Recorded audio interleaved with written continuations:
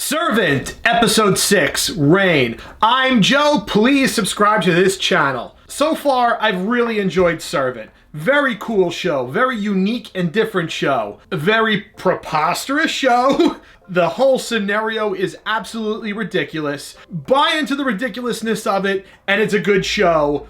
Just, try to put that aside, because if you're going to try to make logic out of it, you can't, because it's absolute insane what's happening in the show. This morning's episode was yet another insane episode of Servant. It's like a little guilty pleasure. Like, they give you little bits of information in these 30-minute short spurts that slowly move the story along and slowly give you little bits of pieces of what's really happening, while also asking more questions as to what the hell is happening. Not a lot happens in this episode, and not a lot happens in a lot of these episodes. Sean is going away for the night. He's going to go cook for the Philadelphia Eagles when they're playing away. I think later they say he's in a Boston kitchen, so they must be playing the Patriots. First comes a letter for Leann. She opens the letter, and the letter says, "I found you." Okay. Later in the episode, when both Dorothy's at work and Sean's out at work, a man shows up in the middle of the pouring rain in a black suit, no umbrella, no raincoat, comes in, his shoes are soaked to the point where they're bubbling out of them. He calls it Little Flower, which was, that's what he refers to her. Hello, Little Flower. And then says, "Let me have a proper look at him," and looks at the baby. We discover that that is Uncle George. Uncle George has come in to visit and to take Leann away.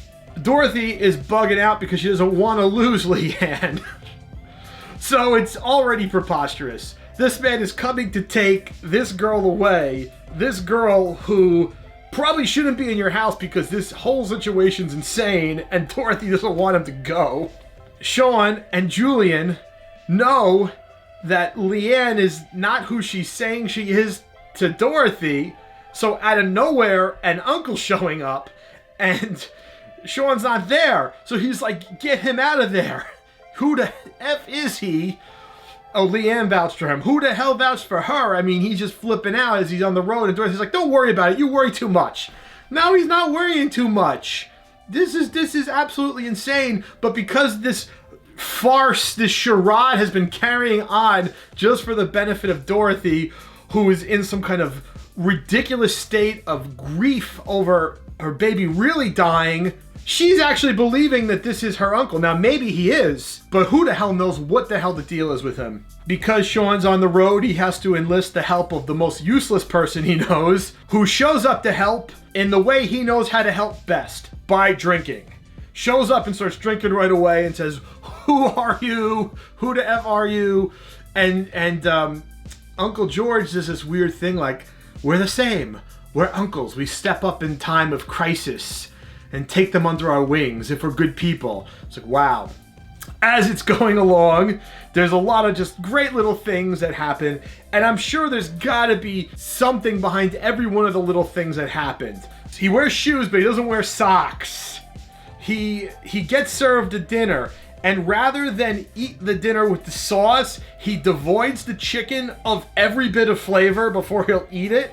First he wipes it, then he drips it so it's just no juice in it at all. Julian, who's keeping an eye on him, says he's gone AWOL. They look everywhere in the house for him. Where's Uncle George? Well, they find him in an odd place because earlier in the episode he says to Dorothy, when Dorothy says, "I insist you stay here the night," he says, "I don't want to be any trouble. I don't want to cause you any inconvenience." Clearly he forgot he said that, because he takes the baby out of the baby's crib, puts it on the floor, and puts his big ass in the baby's crib. They find Uncle George sleeping in the baby's crib.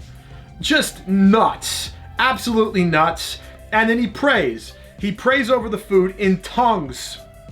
He knows who everybody is. He refers to Dorothy as Dottie. The only other time you heard that was Julian said it to her in an earlier episode, because that's what their mother called her, who's dead. Long story short, Dorothy comes in the room before the night and basically gets Leann to sign a contract that she never signed to be their babysitter. And Leann stands to her uncle and says, "I'm staying here." And He goes. Before going, says, next time I'm going to bring your Aunt May, and I know you can't say no to her. And then insults the house as being godless. And after that, Dorothy picks up the phone and arranges for the baptism of baby Jericho. So that's what happened in this episode. Just creepiness of creepiness. I'm sure there's a lot of little reasons behind the things he did, biblical or something very symbolic, but a lot of it was symbolic, from the puppet chef diorama thing he hung over the bed to the fact that he doesn't wear socks on his feet. I guess it's a comfort thing. I guess it's not giving himself comfort, just like the way he's not letting himself enjoy sauced food. He's only eating the most basic and bland of food. He doesn't even allow himself the comfort of a hat or a rain jacket or an umbrella. So I guess he's a very godly man. He's going to come back with Aunt May. I can't wait to meet her. But that's what happened. And then the last shot of the episode, when Sean gets back and everything's fine, is Leann looking outside the window and seeing the uncle still there. I don't know what he's doing, if he's waiting for a cab or something, but that episode was just creepy, creepy, creepy, and it didn't really explain much, other than there's an uncle who found her. She has an aunt. We don't know who the hell these people are. Are they even alive?